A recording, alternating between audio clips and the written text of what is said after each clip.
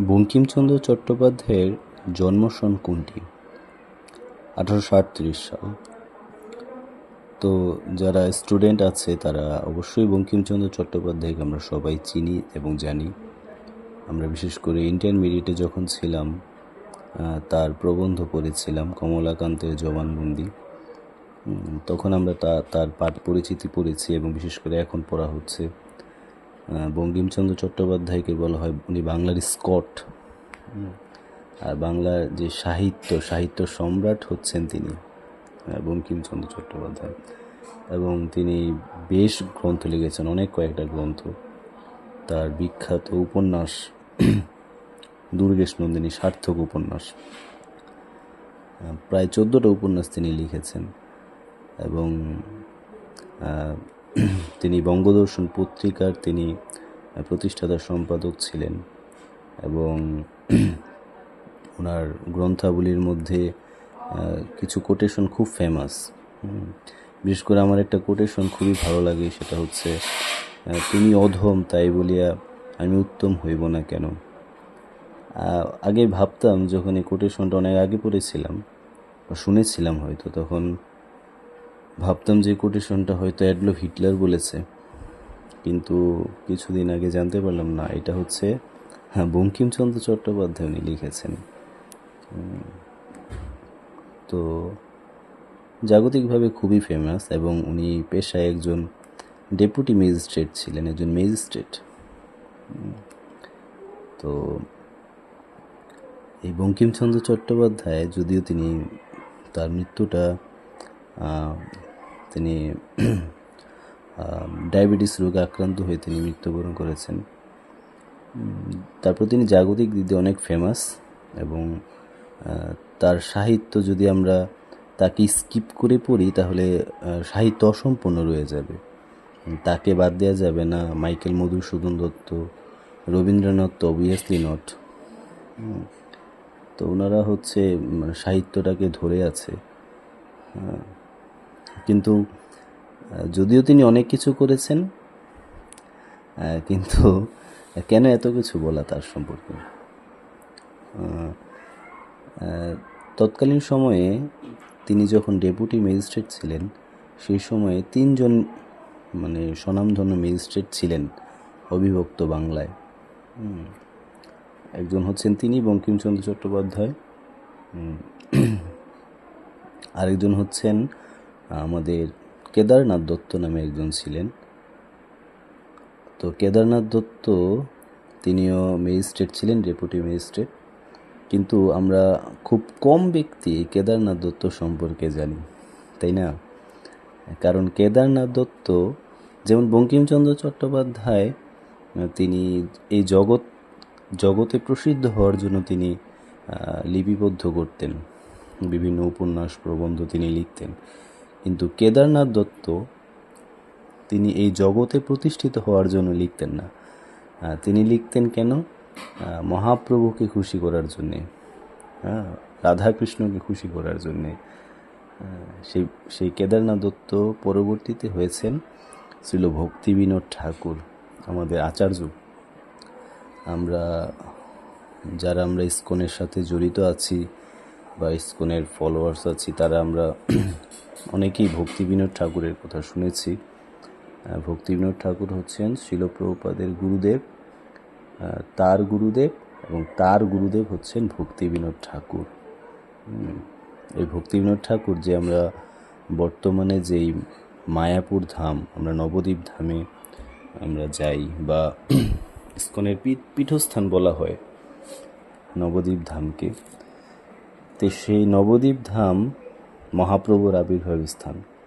কিন্তু আমরা মহাপ্রভু যখন এই পৃথিবী ছেড়ে চলে যান, তখন মহাপ্রভু কোথায় আবির্ভূত হয়েছেন সেটা নিয়ে সকলের মধ্যে, সমস্ত বৈষ্ণবদের মধ্যে একটা কনফিউশন ছিল। তো ছিল ভক্তিবিনোদ ঠাকুর হচ্ছেন সেই মহাত্মা যিনি কিনা এই মহাপ্রভুর আবির্ভাব স্থান, সেই যোগপীঠ নবদ্বীপ ধামে, সেটা উনি বের করেছেন। এই ভক্তিবিনোদ ঠাকুর উনি সাধারণ কোনো ব্যক্তি ছিলেন না। ওনার সম্পর্কে যদি বলা যায়, তো তৎকালীন ব্রিটিশ সরকার, তিনি তো ডেপুটি ম্যাজিস্ট্রেট ছিলেন, তো তিনি 10 ঘন্টার কাজ 2 ঘন্টাতে করে ফেলতেন। এত স্পিডি একজন মহাত্মা ছিলেন। এবং তিনি যখন প্রচারের উদ্দেশ্যে তিনি তার দায়িত্ব থেকে পদত্যাগ করতে চাচ্ছিলেন, তখন ব্রিটিশ সরকার তাকে পদত্যাগ করতে দেননি। এবং ব্রিটিশ সরকার তাকে কি সুযোগ করে দিলেন, তিনি যেই বাসস্থানে থাকতেন, অর্থাৎ সানন্দ সুখদা কুঞ্জ, গদ্রুম দ্বীপে, নবদ্বীপে গদ্রুম দ্বীপে, সেই সানন্দ সুখদা কুঞ্জ থেকে তার অফিসে যাতায়াতের জন্য তাকে ট্রেনের ব্যবস্থা করে দিলেন। তার ট্রেনের স্লিপার তৈরি করে দিলেন, শুধুমাত্র তার জন্য এই ট্রেন যাতায়াত করত। তিনি এমন উচ্চস্তরের একজন ব্যক্তি, সেই ভক্তিবিনোদ ঠাকুর। এবং সেই ভক্তিবিনোদ ঠাকুর তিনি অনেক গ্রন্থ শাস্ত্র লিপিবদ্ধ করেছেন। তার অনেক ভজন কীর্তন আমরা গাই, যেমন আমরা ভোগারতিতে ভজ ভকত বৎসল শ্রী গৌরহরি, ছিল ভক্তিবিনোদ ঠাকুরের লেখা। তারপরে অনেক ভজন। আমারও জীবন সদা পাপের তো নাহিক পুণ্যের লেশ, এরকম অনেক ভজন গীতির তিনি রচয়িতা ছিল ভক্তিবিনোদ ঠাকুর। এবং তার লাইফস্টাইল যদি বলি, তিনি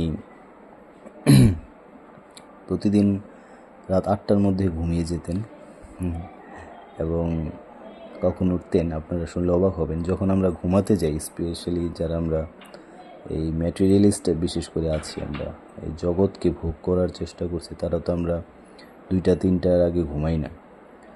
তো ভক্তিবিনোদ ঠাকুর তিনি ঘুম থেকে উঠতেন হচ্ছে 12টায়। তিনি তখন ঘুম থেকে উঠে তিনি শাস্ত্রগ্রন্থ পড়তেন হয়তো, আর নয়তো তিনি তার প্রতিদিনের কার্য ছিল 64 মালা জপ করা। তিনি মালা জপ করতেন, বিভিন্ন গ্রন্থ রচনা করতেন এবং ভগবানের কাছে প্রার্থনা করতেন যাতে এমন একজন মহাত্মা এই জগতে আবির্ভূত হয়, যার দ্বারা মহাপ্রভুর বাণী, যে পৃথিবীতে আছে যত নগরাদি গ্রাম, সর্বত্র প্রচার হইবে মরি নাম, এই বাণী প্রচারিত হয়। তিনি ভগবানের কাছে প্রার্থনা করতেন এবং ভগবান তার কথা শুনেওছেন। ভগবান জগন্নাথ তার সন্তান ছিল ভক্তি সিদ্ধান্ত সরস্বতী ঠাকুর প্রভুপাদকে পাঠিয়েছেন, যিনি হচ্ছেন ছিল প্রভুপাদের গুরুদেব। তো এই ভক্তিবিনোদ ঠাকুরের ঋণ আমরা কখনোই শোধ করতে পারবো না, কখনোই সম্ভব না। আচার্যদের ঋণ শোধ করা তো এটা কোয়াইট ইম্পসিবল একটা বিষয়। তো আমরা যদি ভক্তি জীবনে অগ্রসর হই, ভক্তি জীবনকে সঠিকভাবে পালন করি এবং এটা স্প্রেড করার চেষ্টা করি, প্রচার করি, তাহলে আচার্যদেরকে আমরা খুশি করতে পারবো। আর নচেত কি দেয়ার আছে আমাদের আচার্যদেরকে? তো এই হচ্ছে বঙ্কিমচন্দ্র চট্টোপাধ্যায় এবং ভক্তিবিনোদ ঠাকুর অর্থাৎ কেদারনাথ দত্তের মধ্যে পার্থক্যটা কি? বঙ্কিমচন্দ্র চট্টোপাধ্যায় একটা সময় অনেক ফেমাস ছিলেন, বর্তমানেও ফেমাস আছেন, কিন্তু তার এই ফ্যামিলিয়ারিটি কতদিন? এক সময় মানুষ চিনবে না বঙ্কিমচন্দ্র চট্টোপাধ্যায়কে, একটা সময় অবশ্যই আসবে, সেটা হতে পারে 500 বা 1000 বছর পরে হলেও চিনবে না। কিন্তু দেখুন, ভক্তিবিনোদ ঠাকুরকে আগে মানুষ চিনত না, কিন্তু এই ভক্তিবিনোদ ঠাকুরের স্প্রেড, তার গ্লোরি ধীরে ধীরে প্রকাশিত হচ্ছে সারা ওয়ার্ল্ড এবং সারা পৃথিবীতে ইসকন টেম্পল রয়েছে সর্বত্র, এবং সর্বত্রই ভগবানের আরতি হয়, ভোগারতি হয়, গৌরারতি হয়। তার মানে সর্বত্রই এই ভোগারতি, গৌরারতি এগুলো সব ভক্তিবিনোদ ঠাকুরের লেখা। তার মানে সর্বত্রই এখন সারা পৃথিবীতে সবসময় এখন ভক্তিবিনোদ ঠাকুরের ভজনগুলো গাওয়া হচ্ছে, তাই না? তো এটা হচ্ছে বৈষ্ণবদের মধ্যে এবং জাগতিক ব্যক্তিদের মধ্যে পার্থক্য। বৈষ্ণবদের গ্লোরি কখনোই মুছে যায় না, আরও বিকশিত হয়, কিন্তু জাগতিক ব্যক্তিরা যতই সুনাম অর্জনের চেষ্টা করুক না কেন, কিন্তু একটা সময় এই গ্লোরি থাকবে না। কত ব্যক্তি তো, কত মহাত্মাই তো ছিল, তাই না? অ্যাডলফ হিটলার ইত্যাদি তো অনেক ব্যক্তি, আইনস্টাইন, নিউটন, আকবর, অনেকেই ছিল, তাই না? তো কয়জন ব্যক্তি তাদের কথা স্মরণ করে, কিন্তু আচার্যদের কথা, ভক্তিবিনোদ ঠাকুরের কথা, শিল প্রভুপাদের কথা প্রতিদিন আমরা তাদেরকে প্রণাম নিবেদন করি। এটাই হচ্ছে কৃষ্ণ ভাবনামৃত গ্রহণ এবং কৃষ্ণকে বর্জন করার মধ্যে পার্থক্য। তো আজ হচ্ছে ছিল ভক্তিবিনোদ ঠাকুরের উৎসব, তার আবির্ভাব তিথি। তো এই জন্য তার একটু গ্লোরিস করার চেষ্টা করলাম, নিজেকে শুদ্ধ করার চেষ্টা করলাম। তো ভক্তিবিনোদ ঠাকুরের কথা বলা, তার সম্পর্কে শ্রবণ করা, এটা আমাদের কলুষিত চেতনাকে পবিত্র করে তুলবে। হরে কৃষ্ণ।